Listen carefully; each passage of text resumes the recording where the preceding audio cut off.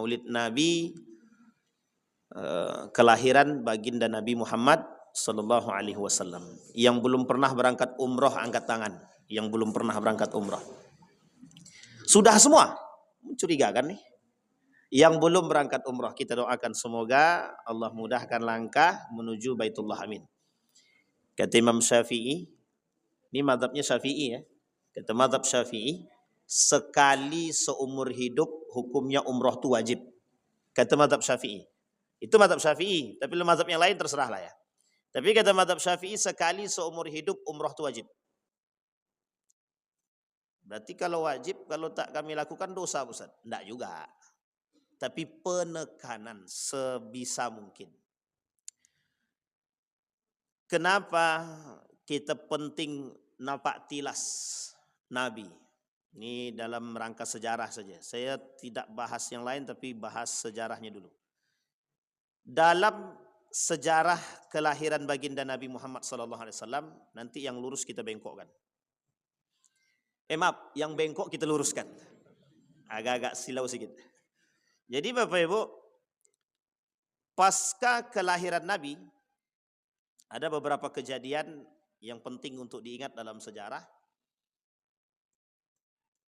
Menunjukkan kehebatan dan kelebihan Nabi. Ada api majusi. Jadi ada namanya Persia. Persia itu Iran sekarang. Iran sekarang. Jadi dia ada dua kota besar pada masanya yang menjadi kota ternama dalam sejarah yang paling kuat di muka bumi ini. Dua. Satu Babilonia, Irak sekarang, Kufah dulunya. Jadi Babilonia berubah jadi Kufah. Kufah itu masa Ali bin Abi Thalib. Kemudian berubah menjadi Irak sekarang. Yang kedua Persia. Itu Iran sekarang. Jadi Persia dan Irak ini tidak pernah akur dulunya. Tidak pernah akur. Akurnya kapan? Setelah terjadi pertikaian perperangan antara Babilonia dengan Persia. Antara Irak dengan Iran. Singkat cerita, dalam sejarah ini, maka ketika itu Persia ini penganut Zoroaster Majusi. Majusi yang disembah adalah api yang disebut dengan Zoroaster. Ada api yang hidup 1000 tahun, tak pernah bisa mati dalam mitos mereka, dalam sejarah. Itu mati ketika kelahiran baginda Nabi Muhammad SAW. Sebenarnya kalau cerita ini mungkin Bapak Ibu sudah banyak yang mengalami cerita dan paham bahwa Nabi pernah diramal oleh seorang pendeta dan lain sebagainya. Itu memang dalam Rahik Al-Maktum itu masyhur cerita ini dalam beberapa sejarah. Ibnu Hisam, Tarikh Ibnu Imam, dalam tarikhnya Imam Az-Zahabi juga sama. Tapi yang paling penting bukan itu. Yang paling penting untuk kita lihat dari sejarah tersebut adalah bagaimana perubahan dari manusia yang jahiliyah menjadi manusia yang tidak jahiliyah gitu. Dan karakteristik jahiliyah ketika itu perlu kita jadi sorotan, apakah hari ini manusia sama dengan jahiliyah kemarin gitu. Atau mungkin lebih jahiliyah daripada yang sekarang. Yang kedua, Raja Kisra. Terkalahkannya Raja Kisra pada saat itu. Yang ketiga, Abraha. Jadi Abraha juga sama, raja yang paling zalim yang ingin mencari tandingan daripada Ka'bah. Dia pengen tempat dia, gereja yang dia bangun lebih baik daripada, atau bangunan yang dia bangun lebih bagus, lebih bisa menarik orang lain ketimbang Ka'bah itu sendiri. Sehingga persoalan 3 kejadian ini dalam sejarah itu disebut dengan sangat baik sekali bahwa kelahiran Nabi itu kelahiran yang mendambakan kedamaian. Jadi kelahiran Nabi itu diiringi dengan datangnya kedamaian dan kebenaran. Nah, ini yang harus dipahami. Kelahiran Nabi diiringi dengan datangnya keadilan, kesejahteraan, kedamaian, ya, dan kebenaran. Ada berapa poin? 4 poin. Kebenaran, kesejahteraan, keadilan, kedamaian. Ini penting untuk dipahami. Sehingga ketika Nabi lahir, ilham yang diberikan oleh Allah kepada Abdul Muthalib. Bapak Ibu yang tahu nama asli Abdul Muthalib boleh pulang duluan. Yang tahu nama asli Abdul Muthalib. Ini yang mengaku muslim. Ya enggak muslim juga Ustaz, ini kan sejarah. Iya. Yang paham sejarah, yang ngaku sejarah lah. Yang tahu nama asli Abdul Muthalib, kita kasih hadiah. Angkat tangan. Ini mau angkat tangan tapi tidak nih? Bapak Ibu, ada yang tahu nama asli Abdul Muthalib? Yang dari mungkin yang umurnya di atas 50 tahun. Ada yang di atas 50 tahun? Oh enggak ada ya? Ini rata-rata di bawah 50 atau ini. Baik. Bapak Ibu sekalian yang berbahagia, Abdul Muthalib bukan nama asli ya. Bukan nama asli daripada kakek baginda Nabi. Ini penting untuk dalam sejarah biar kita tidak salah paham. Nama aslinya Syaibatul Hab. Siapa namanya Bapak Ibu? Nah, diingat-ingat itu Syaibatul Hab. Nama aslinya. Abdul Muthalib punya paman namanya Muthalib. Nama punya paman namanya Muthalib. Muthalib ini bukan nama bapak dia, nama paman dia. Namanya Muthalib. Sehingga bapaknya Syaibatul Hab ini tinggal di Madinah. Meninggal diambil sama Muthalib. Dibawa ke Mekah. Sampai ke Mekah, kata orang Mekah, itu budaknya Muthalib. Budaknya Muthalib dalam bahasa Arab disebut dengan Abdul Muthalib. Budak bahasa Arabnya Abdun. Maka dipanggil Abdul Muthalib. Muthalib sudah menerima dan sangat bersahabat dengan nama yang dia miliki sebagai nama Abdul Muthalib, sehingga dalam sejarah tidak ada yang kenal Syaibatul Hab. Yang tahu namanya Abdul Muthalib, yang terkenal. Itu tidak ada masalah. Baik, Abdul Muthalib atau Syaibatul Hab diilhami oleh Allah untuk memberikan nama terbaik kepada baginda Nabi Muhammad SAW. Nama terbaik ini Bapak Ibu dalam sejarah itu disebutkan tidak ada pemberian nama khusus kepada Nabi kecuali melalui ilham. Jadi dulu itu nama Muhammad ini tidak ada satupun yang punya di muka bumi ini kecuali Nabi Muhammad. Jadi nama Muhammad ini tidak ada satupun yang punya kecuali Nabi Muhammad. Jadi setelah Nabi lahir diilhamkanlah untuk diberikan nama dengan nama yang sangat cerdas dan baik, namanya Muhammad. Dalam beberapa kitab-kitab agama lain itu disebut bukan Muhammad tapi Ahmad. Namanya Ahmad. Di Al-Quran sendiri juga disebutkan Ahmad. Jadi nama Muhammad itu ada Ahmad, ada Muhammad. Oke, ini nama baginda Nabi. Nah, yang ingin saya sampaikan, Nabi lahir. Ya, Nabi lahir. Ketika Nabi lahir, siapa wanita pertama yang menyusui Nabi? Wanita pertama, ini ibu-ibu. Wanita pertama yang menyusui Nabi siapa? Ibu-ibu, yang wanita pertama yang menyusui Nabi siapa?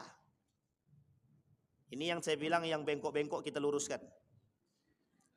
Siapa wanita pertama yang menyusui Nabi? Ya, dalam rangka diam apa tak tahu jawaban? Ibu-ibu ada yang tahu? Bapak-bapak lah kalau tak ada yang ibu-ibu yang tahu. Biasanya bapak-bapak lebih agak cerdas sedikit. Pak, ada yang tahu Pak siapa nama perempuan yang pertama kali menyusui Nabi? Halimah? Nah, itu salah kaprah saya bilang tadi itu. Oke, kita luruskan yang bengkok nih. Tidak disebutkan dalam sejarah itu perempuan pertama yang menyusui Nabi itu Halimah itu tak ada. Boleh cek dalam sejarah itu tak ada. Kecuali dalam sejarah yang mukhtasar, yang diringkas. Wanita pertama Suwaibah. Siapa namanya? Ini di Google udah banyak nih Ustaz. Tinggal cari. Oh iya benar, tinggal cari aja, buka Google, perempuan pertama. Suwaibah. Siapa Suwaibah itu? Suwaibah siapa? Ini pertanyaan terus nih Ustaz. Iya, sampai terakhir kita tanya terus nih. Suwaibah itu budak. Budaknya siapa? Siapa lagi? Abu Jahal apa Abu Lahab? Nah, jangan berdebat di situ antara Abu Lahab dan Abu Jahal. Yang kedua, setelah Suwaibah ada perempuan kedua yang menyusui baginda Nabi. Siapa dia? Siapa Bu? Halimah. Salah lagi. Yang kedua namanya Ummu Aiman. Siapa dia Ummu Aiman ini? Buka Google lagi. Mbak, Ummu Aiman siapa? Nabi pernah mencium tangan Ummu Aiman. perempuan ini. Perempuan ini budak daripada Siti Aminah yang selalu membantu Aminah, yang menemani semua perjalanan Aminah. Dari pertama sampai Aminah melahirkan, sampai berangkat ke Madinah, sampai kembali lagi dan meninggal di Abwaq. Dan ditemani Nabi Muhammad ini oleh Ummu Aiman. Siapa Ummu Aiman itu? Budak daripada Ami yang membantu Aminah. Kata Nabi, Ummu Aiman itu adalah ibuku. Ibuku kata Nabi. Kenapa kok Nabi kata yang mengasuh Nabi setelah wafatnya ibunya? Siapa namanya? Yang ketiga, barulah Halimatus Sa'diyah. Dia sebenarnya yang ketiga ini ada lagi, tapi dia tak terlalu banyak. Kata para ulama itu persoalan susuan ini bisa disebut dengan saudara sesusuan itu jika paling sedikit kata Imam Syafi'i itu 5 kali isapan. Jadi kalau sudah 5 kali isapan baru kemudian dikatakan saudara sesusuan. Nah, Nabi bersaudara sesusuan dengan paman dia sendiri yang bernama Hamzah. Jadi Hamzah ini paman Nabi sekaligus saudara sesusuan Nabi. Nah baik, sekarang kita lihat Bapak Ibu. Saya ingin bahas poin ini yang paling penting. Itu sejarah saja, kelahiran Nabi dah selesai itu. Rumah Nabi, rumah lahirnya, ada 2 rumah di belakang Masjidil Haram itu. Di depan pintu Babu Salam ada 2 rumah. Rumah pertama dari pintu Babu Salam itu kita ketemu dengan rumahnya Siti Khadijah. Yang kelak menjadi rumah bersama dengan baginda Nabi Muhammad sallallahu alaihi wasallam yang melahirkan 6 anak. Berapa anak Nabi? 6. 6 atau 7? Anak-anak Nabi ada 7. Tapi kok 6 di situ? Dari Khadijahnya ada 6. Satu lagi dari siapa? Dari siapa ibu-ibu? Satu lagi. Anak Nabi ada 7. 7 apa 6? Selesai urusan kita nih. 7 atau 6 ibu-ibu? Bapak ibu anak Nabi ada berapa? 7. Tapi dari Siti Khadijah cuma ada 6. Siapa satu lagi? Anak dari siapa satu lagi? Assalamualaikum. Satu lagi dari Maria. Siapa Maria itu? Jangan ditanya terus, Ustaz, pusing kepala kami. Maria itu budak dari Mesir yang dihadiahkan oleh Raja Mesir kepada baginda Nabi Muhammad sallallahu alaihi wasallam dalam bentuk hadiah. Melahirkan seorang anak. Rumahnya dari Masjid Nabawi pintu pertama lurus ke depan lewat pintu 3310 ada pintu paling ujung itu rumah pertama rumah itu adalah rumahnya Maria. Maria itu. Jadi di depan Masjid Nabawi itu ada rumah-rumahnya istri Nabi yang sudah digusur. Tidak boleh lagi karena banyak yang fanatik terhadap rumah-rumah istri Nabi. Di situ istri rumahnya satu-satu. Rumahnya Aisyah dekat dengan Nabi. Rumahnya siapa namanya anaknya Umar bin Khattab itu? Hafsah. Rumahnya Hafsah, Sofiyah dan lain sebagainya itu dekat-dekat tak jauh-jauh. Yang paling agak ujung itu rumahnya Maria itu. Nah, rumah Maria ini pernah diintip oleh 2 orang sekaligus. Nabi ketika ke rumah Maria itu diintip oleh 2 wanita sekaligus. Tahu ibu yang ngintip siapa? Yang ngintip adalah Aisyah dengan Hafsah. Apa kata Aisyah? Tuh tengok tuh, Nabi ke situ dia, Rasulullah ke situ dia. Makannya enak kali di situ. Ini dalam bentuk cemburunya Aisyah dan Hafsah. Aisyah ini menghasut Hafsah untuk cemburu. Nah, ini ibu-ibu yang cemburu buta, pikir-pikir baik-baik. Jadi Aisyah ini ibu-ibu itu pernah melakukan cemburu buta 4 kali. Dalam sejarah Nabi itu pernah 4 kali. Dan yang paling sadis itu ada yang terakhir kata Nabi. Jadi Aisyah ini pernah cemburu kepada adik daripada Siti Khadijah dan kawannya Siti Khadijah. Dihidangkan makanan yang enak sekali. Setelah makan dihidangkan, ketika menghidangkan makanan yang enak ini, itu wajah Siti Aisyah berubah. Ini perempuan mana nih yang datang sama Nabi ini? Wajahnya berubah. Yang biasanya tersenyum tak jadi senyum. Apalagi anak muda kan, paling muda sendiri. Singkat cerita, selesai diangkat, selesai pulang tamu nih, bertanya Siti Aisyah, siapa perempuan itu? Kata Siti Aisyah kepada Nabi. Aisyah ini kalau bertanya sama Nabi agak-agak gimana sedikit gitu. Siapa perempuan itu? Nabi sambil tersenyum aja. Ketika ngangkat barang itu sambil tanya. Tiba-tiba jatuh tuh. Jatuh salah satu piring itu. Kemudian ketika jatuh, Kata Nabi, itu saudaranya Khadijah dan kawannya Khadijah. Langsung Siti Aisyah, diingat juga perempuan yang sudah mati itu. Kurang cantik apa aku, kata Aisyah. Wah, ini istri-istri sekarang tolong tengok baik-baik nih. Kurang cantik apa aku? Kata Siti Aisyah sama Nabi. Masih juga diingat wanita-wanita yang sudah tua itu, yang sudah mati itu. Ini Fatimah nggak dengar nih, kalau sempat dengar Fatimah perang lagi nih, perang ini. Jadi Fatimah dan Aisyah kurang akur itu. Singkat cerita Bapak Ibu, kata Nabi tersinggung di situ. Langsung disampaikan sama Nabi, tidak ada satupun dari istriku yang memberikan keturunan kepadaku kecuali Siti Khadijah. Langsung diamnya dalam banget tuh. Sama Nabi kan sama Aisyah Nabi nggak punya anak. Itu dalamnya dalam banget itu Pak. Sampai menangis sejadi-jadinya. Di situ dikatakan oleh para ulama perempuan jangan coba-coba cemburu buta. Dampaknya negatif. Jangan cemburu buta. Kembali kepada poin tadi, itu cerita singkat dalam intermezzo kita. Jadi Aisyah saja bisa cemburu, apalagi ibu-ibu ya kan Bu ya. Apalagi ibu-ibu sekarang cemburunya lebih parah lagi tuh. Nampak WA sedikit, woi siapa tuh? Padahal mamaknya. Nah, ini masalah juga nih. Baik, kembali kepada poin tadi. Nah Bapak Ibu, yang ingin saya angkat begini. Yang harus kita pahami. Keturunan Nabi dari Abdul Muthalib sampai baginda Nabi Muhammad SAW tidak ada cacat, tidak ada celah secara akhlak dan adab sebelum datangnya Islam. Abdul Muthalib dikenal manusia yang paling bijak. Abdullah dikenal manusia yang paling sangat sopan, akhlak mulia, tidak ada cacat. Baginda Nabi semuanya ada pada Nabi. Sidik, amanah, tablik, fatanah yang kita pahami. Sidik, amanah, tablik, fatanah. Ini karakter Nabi. Sekarang kita lihat Bapak Ibu. Nabi punya karakter. Karakter Nabi ini semuanya baik. Sopannya. Itu Islam belum datang. Sejalan nalarnya Nabi, fitrahnya Nabi itu sejalan dengan fitrahnya Islam. Fitrahnya kita manusia itu sejalan dengan fitrahnya agama.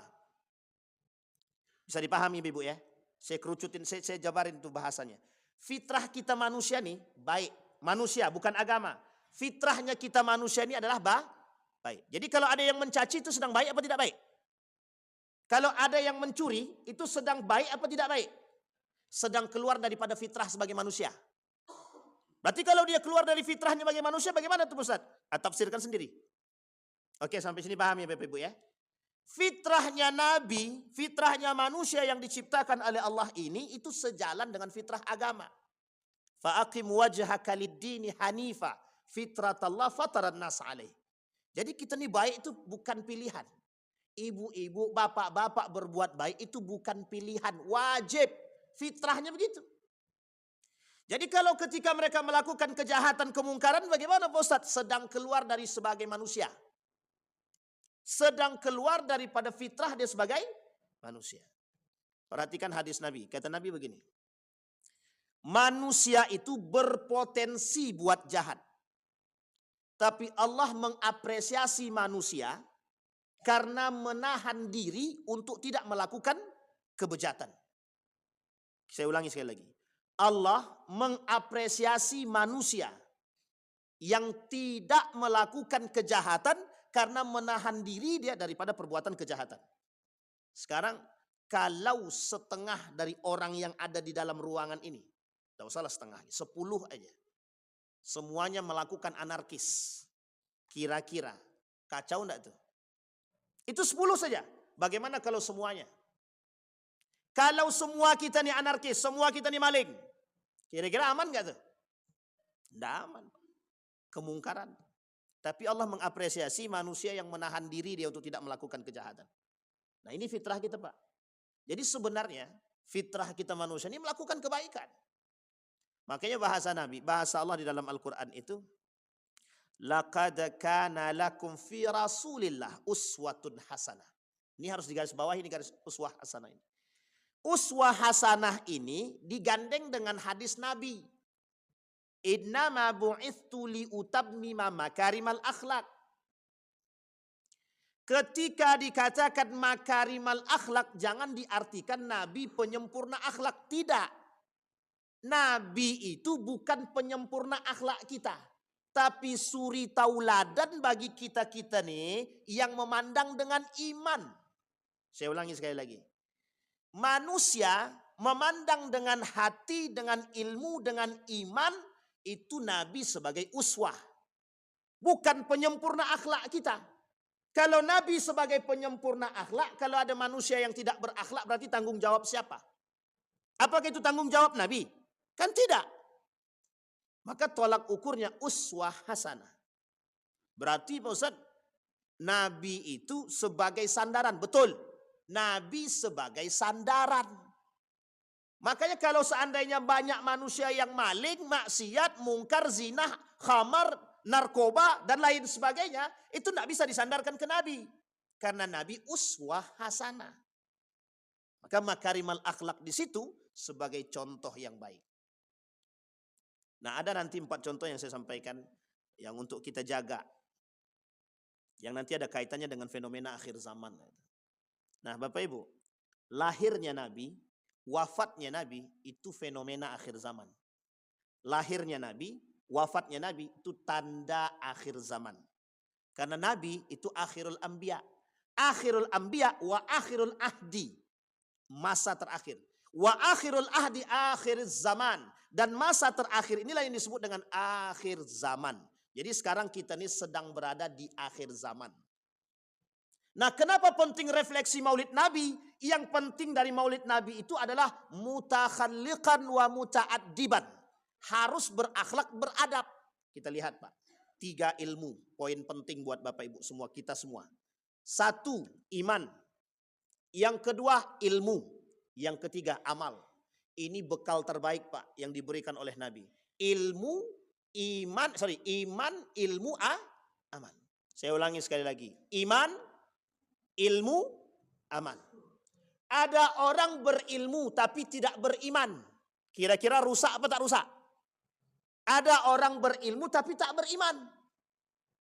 Itu disebutkan dalam Al-Quran. Wa minan nasi may yu'jibuka qawluhu fil hayatid dunya. Banyak orang berilmu tapi merusak, kata Allah. Yang manusia terhipnotis dengan bahasa mereka. Tapi merusak. Sekarang saya tanya Bapak Ibu. Ada aliran sesat yang berkembang di tengah kita sekarang. Sekarang pertanyaannya, mengapa bisa ada yang mengikuti aliran sesat itu? Jawabannya apa? Mengapa ada orang yang bisa mengikuti aliran sesat? Apa dasarnya? Du'ful ilmi wa du'ful iman. Lemah ilmu dan lemah iman. Itu kalau dia berilmu tapi tak beriman. Sekarang dia tidak berilmu tapi dia beriman. Bisa menyebabkan kesesatan juga. Oh, yakin betul Pak. Ini saya sampaikan, tapi jangan ada tersinggung ya Bapak Ibu ya. Dia beriman, tapi dia tak berilmu. Yang terjadi, ada rumah tangga mau cerai hanya gara-gara tangan dulu, apa lutut dulu. Kalau dalam sujud, dari ruku selesai kita mau sujud. Tangan dulu atau lutut dulu? Kalau kepala dulu, benjol. Sampai sini paham Pak? Ini penting. Ini ilmu.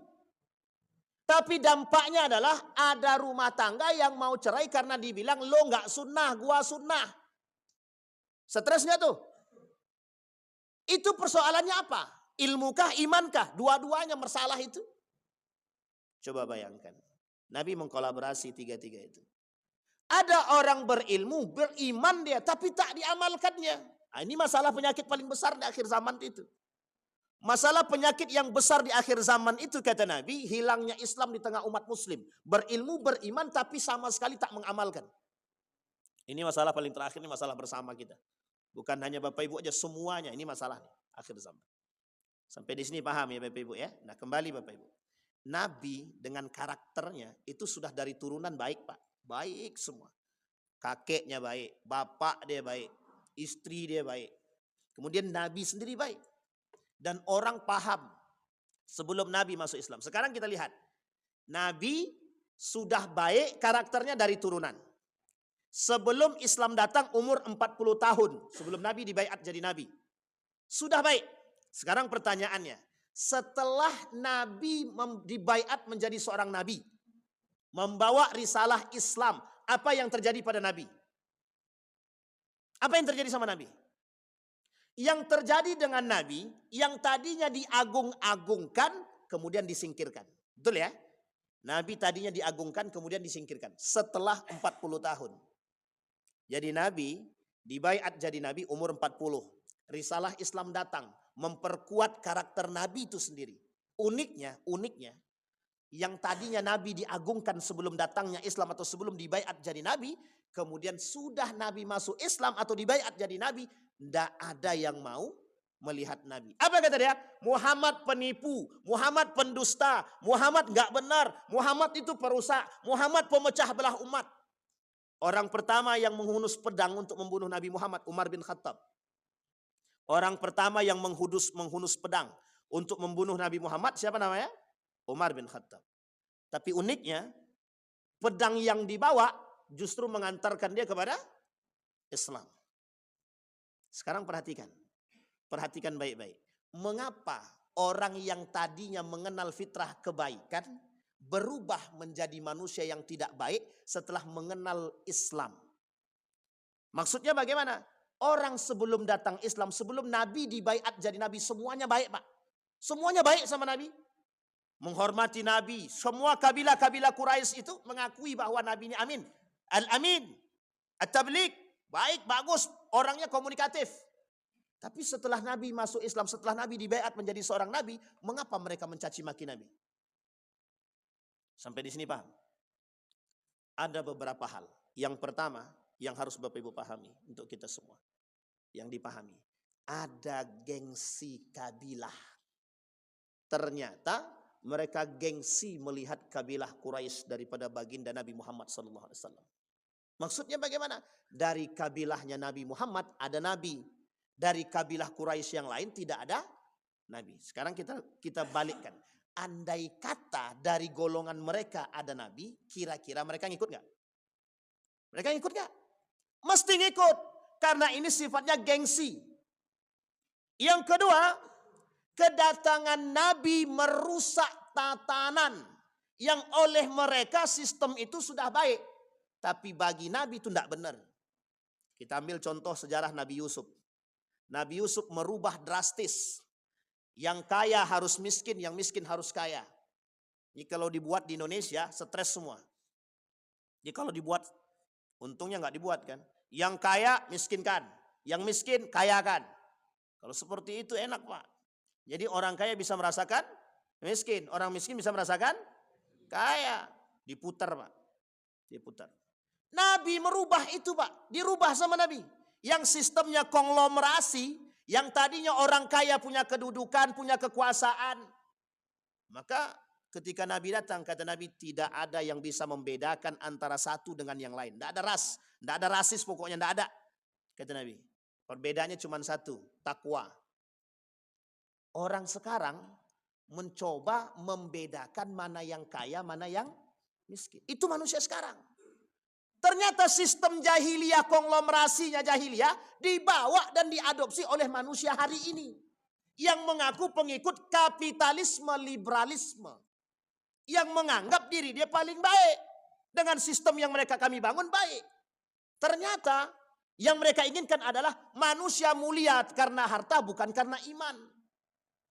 Nabi datang merubah semua itu. Kata Nabi itu lebih jahiliyah daripada sekarang. Ternyata hari ini, manusia hari ini jauh lebih jahiliyah daripada dulu. Kenapa kita katakan lebih jahiliyah daripada dulu? Waktu itu Islam belum datang. Mereka melakukan itu di bawah naungan mereka sendiri. Sistem yang mereka bangun. Islam sudah datang. Orang sekarang Muslim. Mengaku beragama, mengaku Muslim. Tapi melakukan perbuatan lebih jahiliyah daripada orang jahiliyah itu sendiri. Sampai di sini paham Bapak Ibu? Itu fenomenanya adalah adab, akhlak. Sehingga ini masalah kita hari ini Pak. Ini masalah kita hari ini. Apa itu masalah kita? Bukan revolusi mental. Tapi kita butuh revolusi akhlak. Yang harus kita perbaiki hari ini adalah rekonstruksi akhlak. Perbaiki betul akhlak itu. Lisan tak sama dengan hati. Lisan dia baik, hati diminta ampun. Minta ampun baik maksudnya. Itu kan sejalan tuh. Nabi Pak. Jadi bahasa kata para ulama, terbentuknya adab dengan 3 hal. Adab itu terbentuk dalam 3 hal. 1, ada imannya. Yang kedua, ada ilmunya. Yang ketiga, ada amalnya. Maka terbentuklah yang disebut dengan adab. Sampai di sini paham ya Ibu ya? Baik. Ini karakter. Nah, Nabi, orientasi Nabi datang itu bukan hanya sekedar agama. Makanya bahasanya rahmatan lil alamin. Rahmatan lil alamin itu kedamaian. Dan itu sebenarnya sudah ada dalam Pancasila kita itu. Jadi Pancasila ini sekarang ini kita tidak berpedoman pada Pancasila. Kita berpedoman pada nafsu masing-masing. Sehingga Pancasila kita yang sudah konkret itu sebenarnya sudah sangat dalam sekali. Dan normanya norma-norma agama semua. Tapi mengapa yang mohon maaf banyak sekali yang melecehkan Pancasila itu. Nah, ini Nabi membawa misi itu. Nabi datang dengan misi itu. Makanya kalimat uswah hasanah dimaknakan sebagai sandaran utama kita terhadap manusia yang paling mulia adalah akhlaknya. Itu Ustaz. Yang kedua Bapak Ibu. Yang dinasihatin oleh Nabi kepada kita. Kata Nabi, min husni islamil mar'i tarkuhu ma la ya'nihi. Sebaik-baiknya keislaman seseorang itu kata Nabi, meninggalkan perkara yang tidak penting bagi diri dia. Sekarang saya tanya Bapak Ibu. Kalimat ini, min husni islamil mar'i, sebaik-baiknya keislaman seseorang, meninggalkan perkara yang tidak penting bagi diri dia. Bisa diterjemahkan? Bisa dipahami kalimat ini? Sekarang saya tanya Bapak Ibu, berapa banyak perbuatan yang tidak bermanfaat terhadap diri kita dan agama kita yang kita lakukan? Berapa banyak? Mending mana? Mending kajian atau nongkrong di kafe? Beda Ustaz, nongkrong di kafe ada kajiannya, itu baru penting. Jadi sambil kan menyelam sekaligus dapat kan gitu. Jadi di kafe nongkrong sekaligus kajian gitu. Tapi pertanyaannya mana yang lebih penting? Karena itu dikatakan oleh Nabi. Kata Nabi dalam hadisnya, la taqumus sa'ah, tak akan terjadi hari kiamat kata Nabi. Hatta la yuqalu fil ardi la ilaha illallah kata Nabi, tidak akan terjadi hari kiamat sampai orang-orang akan sedikit yang mengucapkan la ilaha illallah. La taqumus sa'ah hatta yadhhar al-fakhsha wal bukhl wa yukhawwinul amin. Tak akan terjadi hari kiamat kata Nabi sampai orang-orang itu melakukan fakhs, kekejian, melakukan bukhul, pelit, iri hati, dengki, rakus, semuanya lah jadi satu. Wa yukhawwinul amin, sampai mereka mengkhianati amanah-amanah mereka. Ini Nabi yang ngomong, bukan saya tuh. Ini poin penting Pak. Jadi sekarang banyak perbuatan yang tak bermanfaat yang dilakukan oleh manusia. Apa contohnya perbuatan yang tak bermanfaat? Itu Bapak Ibu pandailah mencari. Lebih banyak mana yang kita habisi hari ini? Waktu itu yang kita habiskan lebih banyak mana? Untuk agamakah atau untuk duniakah? Kalau kata para ulama, dunia dan akhirat harus imbang. Merujuk kepada ayat Al-Quran. Wabtaghi fima atakallah daral akhirah wala tansa nasibak minad dunya. Harus imbang tuh dunia akhirat. Sekarang pertanyaannya, kita sudah imbang belum? Kita imbangin gak tuh? Ibu-ibu ngaji sehari berapa kali? Berapa ayat? Sehari berapa kali? Sekarang megang HP sehari berapa kali? Berapa jam? Menggibah berapa menit? Kan begitu. Nongkrong berapa lama? Nongkrongnya yang lama Pak. Itu masalahnya. Jadi jangan salah kalau Islam itu hilang ya di tengah umat muslim itu sendiri. Karena memang kita nggak pede dengan Islam itu. Bapak Ibu sekalian yang berbahagia, saya ingin katakan kepada kita, banggalah menjadi seorang muslim dan bersiaplah untuk berpegang pada nilai-nilai keislaman. Kita harus bangga dengan nilai-nilai keislaman Pak. Kita tidak bangga dengan nilai-nilai keislaman. Kata Islam, perempuan jangan berpakaian yang sempit-sempit. Tapi kita pakainya sempit semua Pak. Gimana? Pakai jeans, celana levis semua. dengan dalil kami kan sudah menutup aurat. Oke, kalian memang sudah menutup aurat, tapi mohon maaf kok telah. Itu Nabi yang bilang, kata Nabi ada perempuan pakaian tapi telanjang. Itu Nabi yang bilang, bukan saya. Tapi pertanyaannya kita nggak bangga tuh dengan nilai Islam seperti itu. Nggak bangga kita, Pak. Justru mohon maaf kita alergi dengan hal-hal tersebut. Ada orang pakai pakaian gamis, kita alergi. Nah ini nih, Nabi baru. Langsung dicap, Pak, Nabi baru, perusak, doktrin. Siapa yang membuat kita jauh daripada nilai kita sendiri? Kita, Pak, umat muslim. Kita ambil contoh, mohon maaf, pelaku-pelaku koruptor itu, mohon maaf, itu muslim enggak rata-rata? Sekarang saya tanya, mengapa mereka melakukan itu? Sederhana bahasanya, Pak, sederhana saja.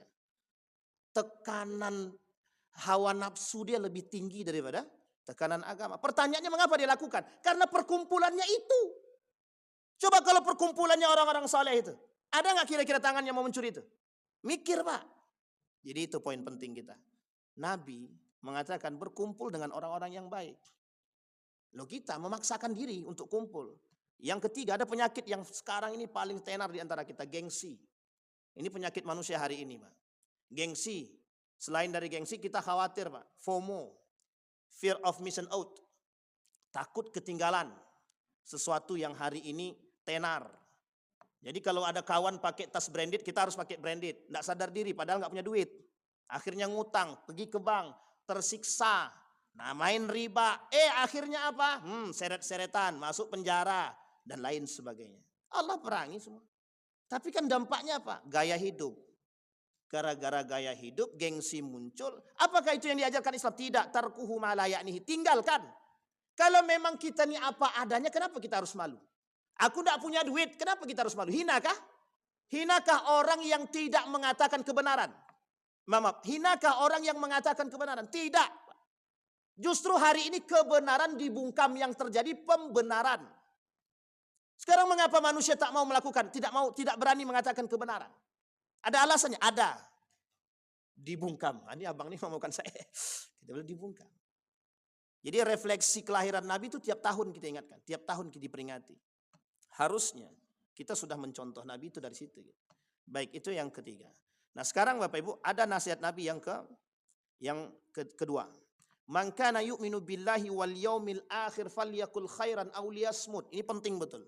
Salamatul insan fi hifdzil lisan, kata Nabi. Barang siapa yang mengaku beriman kepada Allah dan hari akhir, maka berkatalah yang baik atau diam. Berkata yang baik atau diam. Pertanyaannya, sekarang ini semua orang bicara agama. Semua orang. Mau dia bagiannya apapun bicara agama. Idza wusidal amru ila ghairi ahli fantadhir sa'ah, kata Nabi. Kelak di akhir zaman itu, kehancuran itu dilihat dari satu tanda. Setiap tempat yang dihuni bukan penghuninya. Artinya orang yang bukan ahlinya memegang kendali pada tempat-tempat tertentu. Rusak, hancur. Itu yang ngomong Nabi, bukan saya.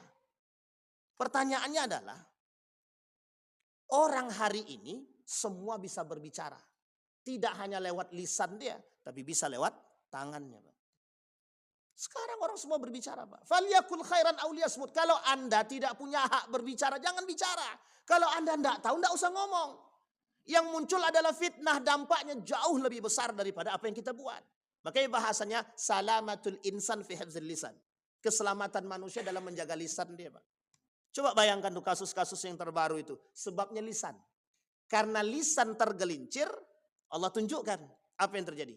Banyak yang tidak kita sukai. Sekarang pertanyaannya, siapa yang mau kita salahkan? Semuanya salah. Semuanya salah. Salamatul insan fi hifdzil lisan. Itu yang kedua, Pak. Nasihat Nabi. Kata Nabi, kalau yang mengaku beriman falyakul khairan aw liyasmut.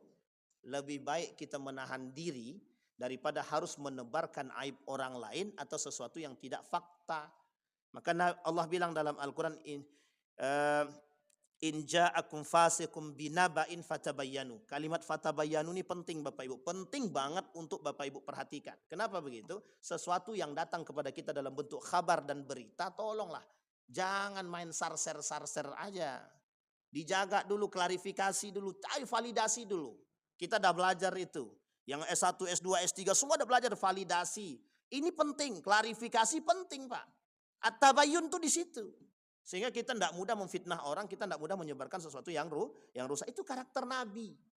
Bayangkan Nabi meredam perbuatan-perbuatan tersebut dari sebelum datangnya Islam sampai Islam datang. Diredam sama Nabi. Mereka nggak suka itu. Baik, yang ketiga. Sebelum kita tutup. Kata Nabi, la taghdab falakal jannah.